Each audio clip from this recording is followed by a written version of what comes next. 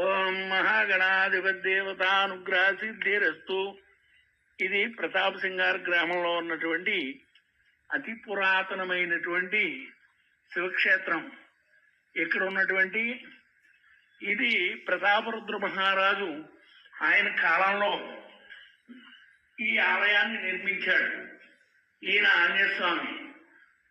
స్వామివారు కూడా ఆ కాలంలోనే ఉద్భవించాడు అనమాట. ఇది రాతి శివలింగం.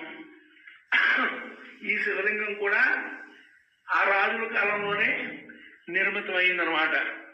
అదే రకంగా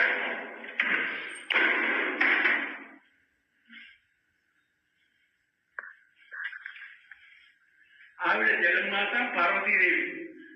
ఈయనే పార్వతి చంద్రమౌళి.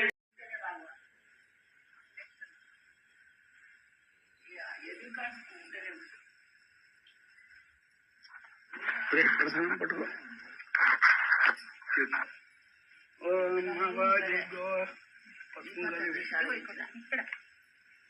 ఆకాశదేవదేవతాభ్యో నమః వాహయామి స్థాపయామి పూజ. మహాలక్ష్మీమవాహయామి స్థాపయామి పూజ. వాస్తుపురుషమవాహయామి స్థాపయామి పూజ.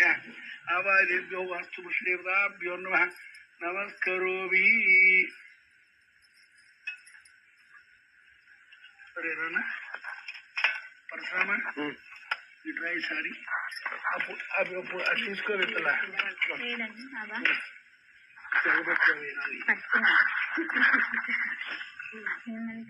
పేరేమిటి?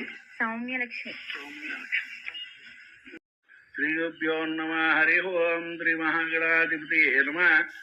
నమస్కరోమి. ఈ యొక్క ప్రతాప్ సింగార్ గ్రామంలో తెలుస్తున్నటువంటి శివక్షేత్రం ధ్వజారోహణ. ఈ ధ్వజారోహణలో ఉన్నటువంటి ఇది ఆకాశదీపం. ఆకాశదీపం కూడా మీకు వెలుగుతున్నది కనిపిస్తోంది. ఈవిడే పద్మావతి. ఈవిడ కూడా మన శివక్షేత్రంలో భక్తురాలు అన్నమాట. రేషమైట్ తిరుగు. ఈ అమ్మాయి కూడా చాలా మంచి భక్తురాలు.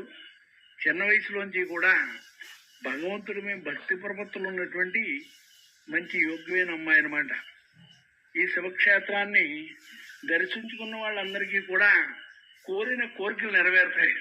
అంతేకాకుండా ఈ శివక్షేత్రంలో ఉన్నటువంటి విశేషం ఏమిటంటే పైన